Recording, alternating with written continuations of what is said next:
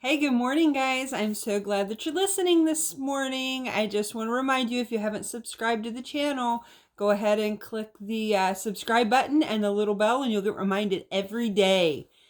I wanted to talk this morning about Jesus and myself. So I've got a story, and I'm going to tell you a little story about myself. But before I do, I was reading in my Bible about Jesus, and he's going along, and he was traveling through Galilee.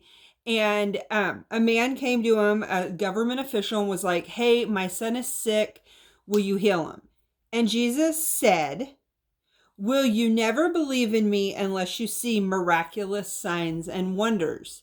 And when I read that, I thought, oh no, in my heart, it's like, I don't want to be the person that's like pushing Jesus to do miraculous signs and wonders so that I believe in him or whatever. And so I was like kind of evaluating my heart and people. And, this far in my walk, if Jesus never did one single thing for me or through me, I would love him. But that's where I'm at, because that's the place that I've come to. But I think about people, and everyone's at a different spot. And as I do that, I thought about my story. And so I'm going to share it with you. And so I'm going to have to do it, and I'm going to do it quick. But I am married to my high school sweetheart. We've been together since high school. And to say the least, we got married at 19, and we had a tumultuous type relationship. It had really good parts, but it was riddled and weaved with sexual immorality and affairs. And it was kind of really good, and it was kind of really bad for years. And then about 14 years ago, we separated. Like most people do when stuff's weaved in with all the horrible things that we had done to one another. And so we separated, and he actually had left and wasn't living at home. And all of a sudden, one day, we had been separated quite a while, and, things led up, and we had kids together. So I thought that he was coming over for that. And there was a knock at the door, and I answered the door. And when I answered the door, I just knew something was different.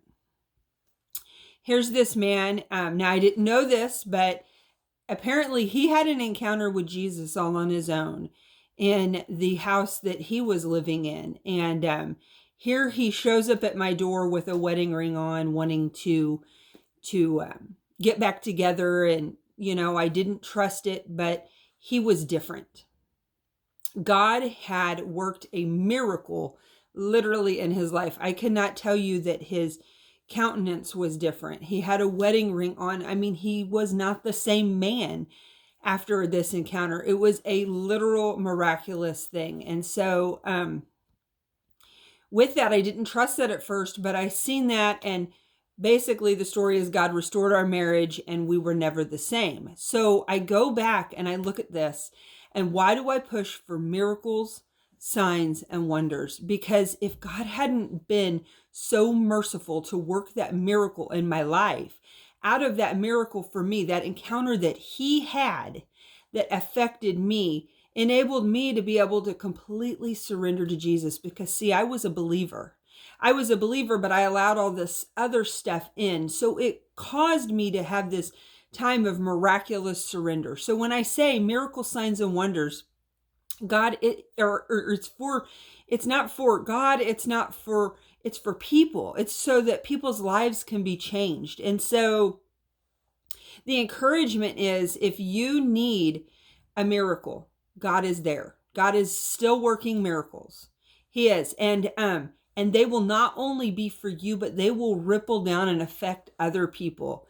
And so I just want to encourage you today that to believe God for miracle, signs, and wonders, so that your life can be changed, and so that people's lives around you can be changed the same way mine was changed. And in turn, now here, 15 years later, I am doing these videos.